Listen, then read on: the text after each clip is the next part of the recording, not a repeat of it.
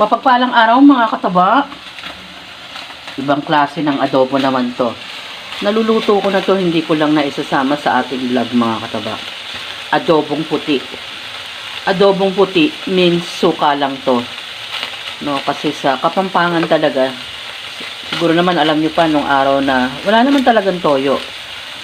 More on suka lang kasi para hindi agad masira yung ating pagkain.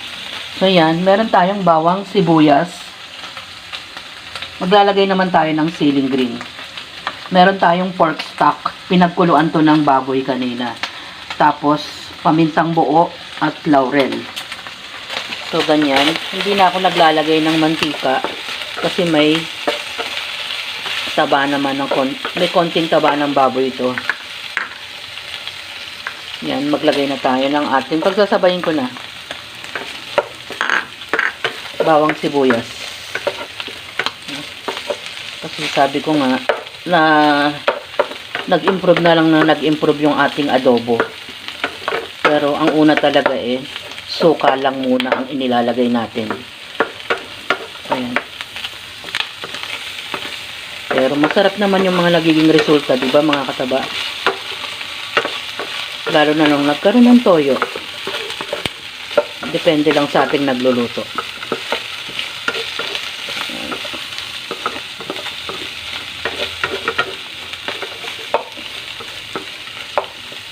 Magbo-brown na yan. Tapos pwede na tayo maglagay ng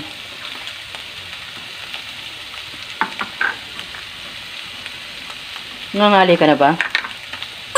Just wait. Pork stock.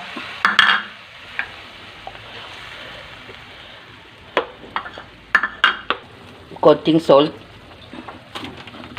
At seasoning na Ajinomoto. Yan, dati wala ding Ajinomoto. Suka lang, di ba mga kataba? At ang ating laurel.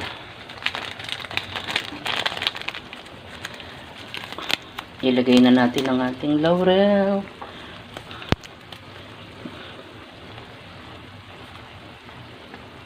Para lumasa.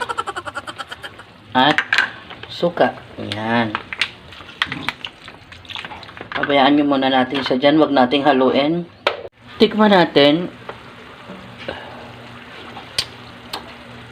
Wow!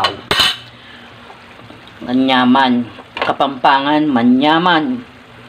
Ilagay natin ang ating siling green hanggang sa patutuyuin pa natin ng konti. No? Sarap na siya mga kataba. Konti pang tuyo. Takpan natin. Adobong puti. Pag sinabing adobong puti mga kataba, suka lang ang ginamit ni Mama Taba dyan. Ang una naman talagang sistema ng pag-aadobo ay suka lang mga kataba. Dahil nung araw na walang rep at kung anumang ginagamit sa ating kung ano-anong gamit mga kataba. Pinipreserve natin ang pagkain sa pamamagitan ng suka. Hindi siya madaling mapanis. Masarap siyang adobong puti. I-try nyo rin mga kataba.